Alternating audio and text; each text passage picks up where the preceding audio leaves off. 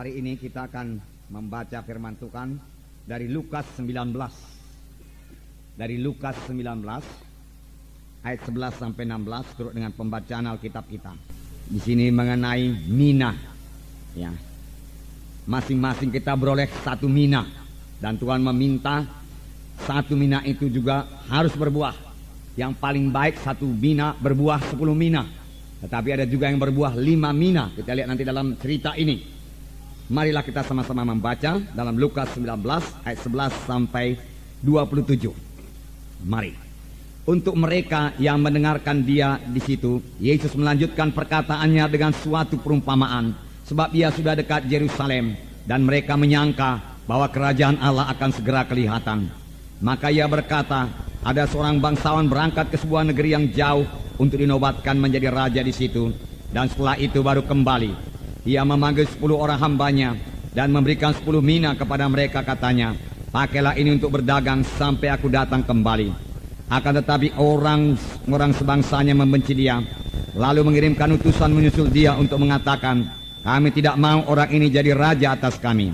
Dan terjadilah ketika ia kembali, setelah ia dinobatkan menjadi raja, ia menyuruh memanggil hamba-hambanya yang memang telah diberikannya uang itu untuk mengetahui berapa hasil dagang mereka masing-masing. Orang yang pertama datang dan berkata, Tuan, mina Tuan yang satu itu telah menghasilkan 10 mina. Katanya kepada orang itu, baik sekali perbuatanmu itu, hai hamba yang baik. Engkau telah setia dalam perkara kecil, karena itu terimalah kekuasaan atas 10 kota.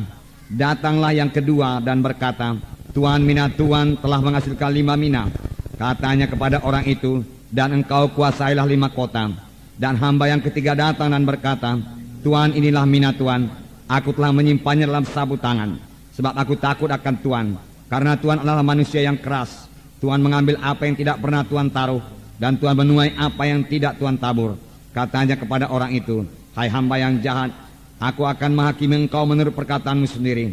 Engkau sudah tahu bahwa aku adalah orang yang keras, yang mengambil apa yang tidak pernah aku taruh, dan menuai apa yang tidak aku tabur. Jika demikian, mengapa uangku itu tidak kau berikan kepada orang yang menjalankan uang? Maka sekembaliku aku dapat mengambilnya serta dengan bunganya.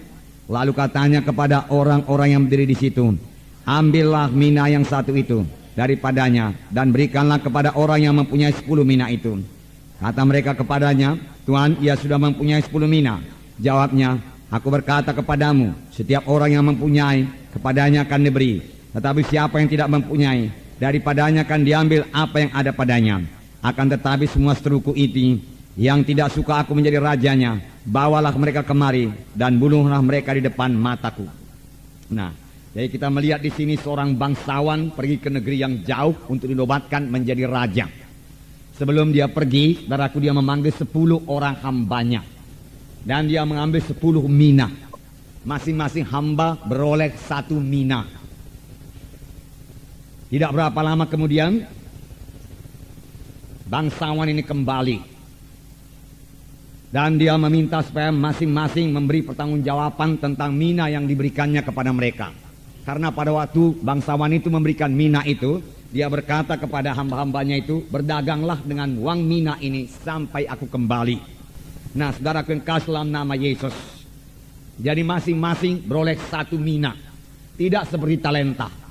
Dalam perumpamaan talenta beberapa waktu yang lalu, kita melihat bahwa satu orang diberikan 5 talenta, yang lain 2 talenta, yang lain 1 talenta.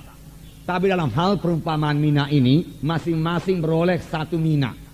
Dan Tuhan juga masih menuntut, saudaraku, supaya 1 mina ini juga berbuah, sama sebagaimana talenta itu berbuah. Talenta daripada Tuhan, mina pun daripada Tuhan.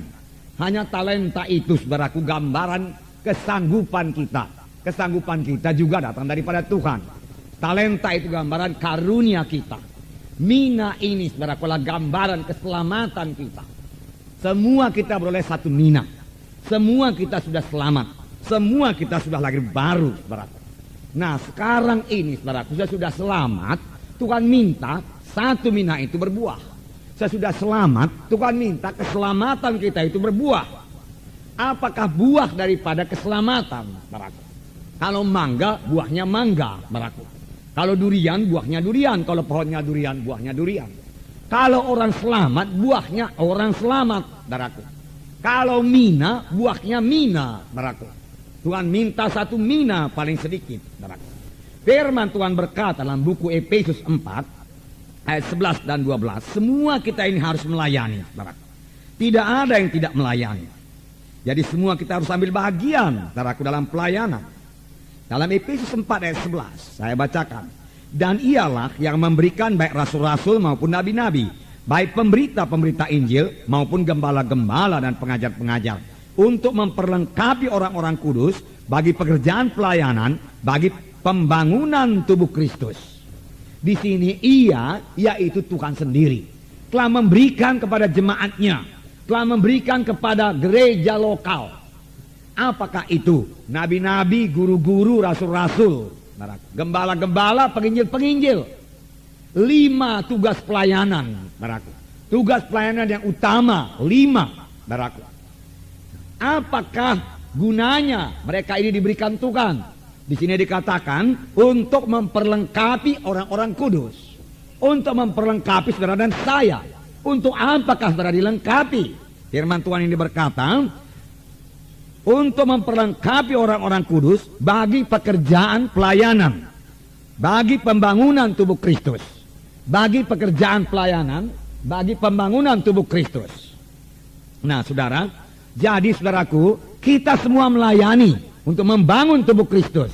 Kita ikut dalam membangun tubuh Kristus. Nah, saudaraku yang kasih dalam nama Yesus, tubuh Kristus. Ya, kita inilah anggota tubuh Kristus. Anggota tubuh Kristus, saudaraku, semuanya berfungsi. Tidak ada yang tidak berfungsi. Saudaraku, tidak ada yang tidak berfungsi. Nah, dengan demikian, saudaraku, sidang ini dibangun kalau semua kita ikut berfungsi, saudaraku. Pada akhir zaman ini, saudaraku, Tuhan bekerja melalui gereja lokal, saudaraku. Tuhan bekerja melalui satu tim ministry, saudaraku. Yaitu melalui guru-guru, nabi-nabi, gembala-gembala, rasul-rasul, pengajar-pengajar, saudaraku, penginjil-penginjil, saudaraku. Di dalam satu gereja lokal, saudaraku. Syukur kepada Tuhan, Tuhan telah memimpin kita membangun satu gereja lokal seperti ini, saudaraku. Biarlah kita terus, saudaraku, aktif sebagai anggota tubuh Kristus. Karena dalam gereja lokal seperti ini, masing-masing kita bisa berbuah, saudaraku. Mina yang kita punya itu, saudaraku, bisa berbuah, saudaraku. Dan kita sampai kepada kehendak Tuhan. Tapi benarkah kita sudah sampai kepada kehendak Tuhan, saudaraku?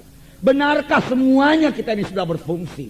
Benarkah semuanya kita ini sudah menjalankan uang mina kita yang satu itu, saudaraku? Yaitu keselamatan, berbuah keselamatan, saudaraku. Saudaraku yang kekasih dalam nama Yesus.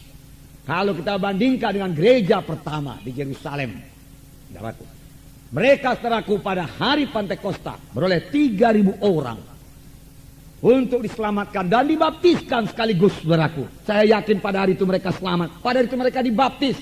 Tidak menunggu-nunggu lagi, saudaraku. Kemudian beberapa waktu kemudian, saudaraku, mujizat Tuhan terjadi. Petrus berjalan ke pintu bait Elok dan melihat di situ, saudaraku, seorang yang tepok.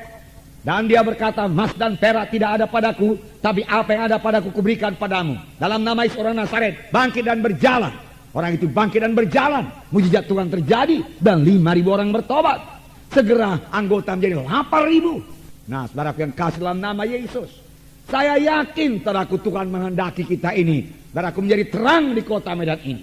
Saya yakin Tuhan menghendaki lebih 150 jiwa tiap-tiap minggu, lebih 200 jiwa tiap-tiap minggu. Apalagi pada akhir zaman ini, saudaraku, Yesus akan segera datang, saudaraku. Tuaian zaman akhir sudah mulai berlangsung, maka sudah berlangsung. Waktu-waktu tinggal sedikit, saudaraku. Memang saudara berkata, mudah sekarang jiwa-jiwa selamat. Mengapa? Karena roh Tuhan, saudaraku, sudah bekerja. Tuhan sudah memberkati sidang kita ini, saudaraku. Saudara, Tuhan mau memakai sidang ini untuk membawa jiwa-jiwa kepada maksud Tuhan. Mulai daripada keselamatan, saudaraku, dan sampai kepada panggilan Tuhan, saudaraku.